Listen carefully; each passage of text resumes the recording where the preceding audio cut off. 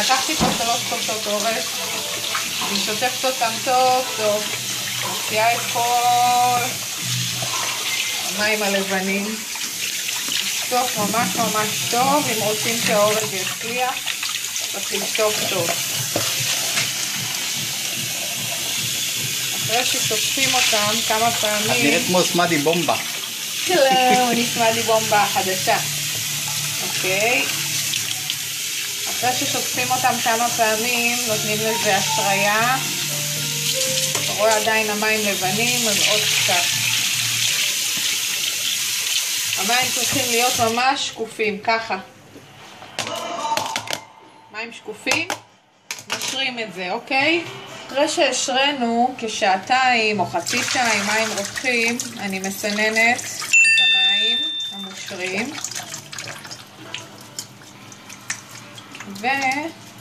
ומעבירה את האורז לסיר רחב, בלי כלום, אין שום דבר בסיר. כי עכשיו אני הולכת להוסיף מים רותחים. אז קודם כל נוסיף אותם פה בשביל לנצל את כל האורז שיש. תרחק טיפה. וכמות המים חשובה. אני מוסיפה מים, אמנם יש לי פה 3 כוסות, אבל זה נכון לגבי כל אורז. הוספתי מים, כיסיתי את האורז וסנטימטר מעל. מים רתוחים כמובן. מוסיפה מלח, נגיד 2-3 כפות מלח על כזאת כמות, בערך. מערבבת קצת האורז, בערך דקה רתיחה, או 2 דק. בזמן שזה רותח, תפוחי אדמה קלופים, תעבור לפה, בעובי של חצי סנטימטר בערך. חותכת תפוחי אדמה, הכנתי מבעוד מועד, פתחתי גם בצל. זאת הכמות שאני הולכת לשים בתחתית של הסיר. אוקיי, בודקים מה קורה עם האורז, אם הוא מתחיל לבעבע. זה מתחיל לבעבע. אני נותנת לו עוד פחישה קלה. אחרי כמה זמן? 2 דקות בערך, כי זה כמות של 3 כוסות אורז, אז זה לוקח יותר מדקה. אני רוצה עוד טיפה, שזה יהיה על דנטה, זה עדיין לא מספיק. עוד טיפה, עוד רתיחה.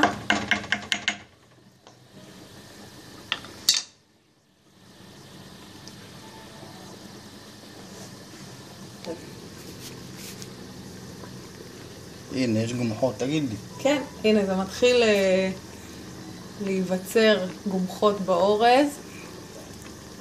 אוקיי, ניקח לסנן.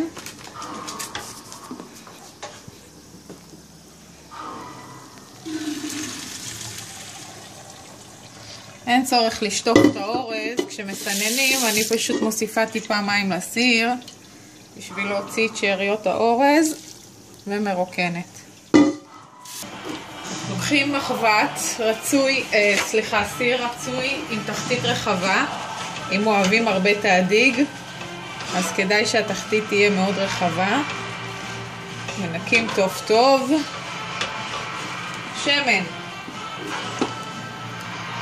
שמן מכסה את התחתית, אוקיי? אבל בנדיבות, לא להתקמצן. מכסה את התחתית וטיפה יותר. רואה? קולט את השמן? לא צריך למדוד. איך הפרנץ' יצא? יפה, אה? טוב, השמן מתחמם. בינתיים נתחיל עם הבצל. את הבצל שחתכתי.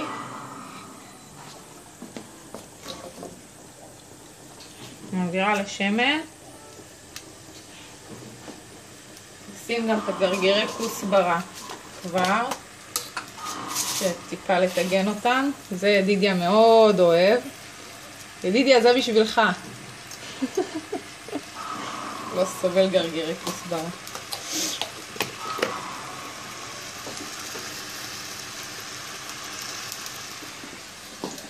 שומעים את הרעש? נוסיף את התפוחי האדמה.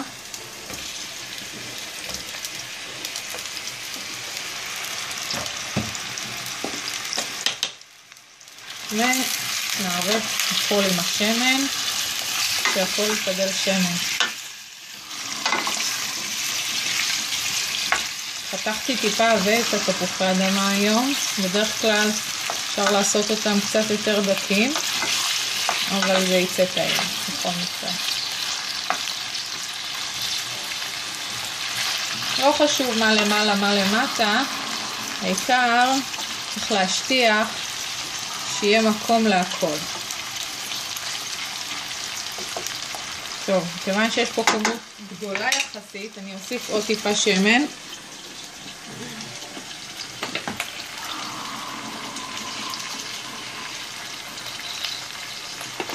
ואני אישית מעדיפה לשים מלח חבק מעל התפוחי אדמה. בערך כפית של מלח מפזרת מעל התפוחי האדמה והבצל. אני אישית מעדיפה מלח חבק, אבל נגמר, מה לעשות.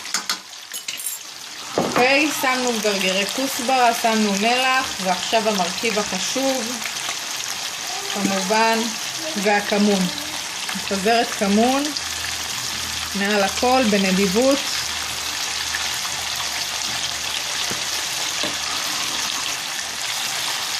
עוד טיפה לסדר, שהכל לקבל את הצבע. עוד טיפה גרגירי כוסברה בשביל ידידיה. זה נותן טעם וגם ריח טוב.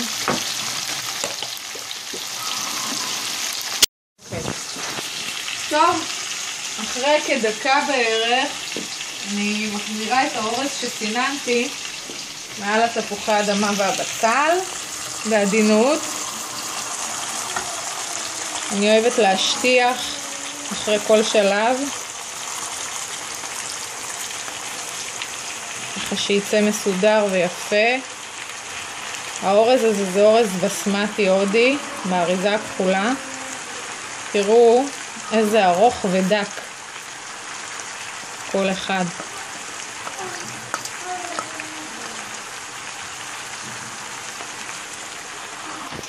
השלב האחרון בעצם, אחרי שניקינו את כל האורז, שחלילה לא נאבד אף גרגיר, אחרי שסידרנו הכל בצורה יפה, אין צורך יותר להוסיף מים ולא מלח. מה שבעצם עושים, נותנים עוד כדקה להבה מאוד מאוד גבוהה, עד ששומעים ממש את ה... של השמן. מכסים עם נייר מגבת, כי זה הכי נקי, לא רוצה שידבקו שערות, ועם המכסה כמובן של הסיר עצמו. שומעים את הלהבה היא כרגע גבוהה, כן?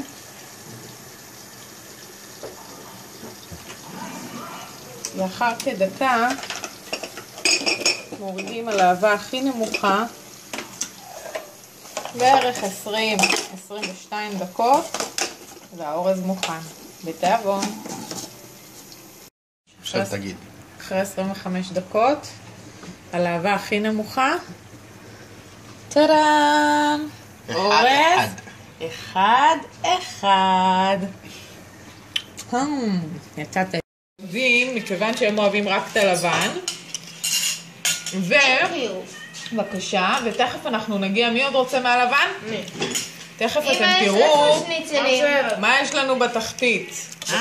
בגלל את מדברת יפה. כן, שימו לב, קבלו, 1, 2, 3.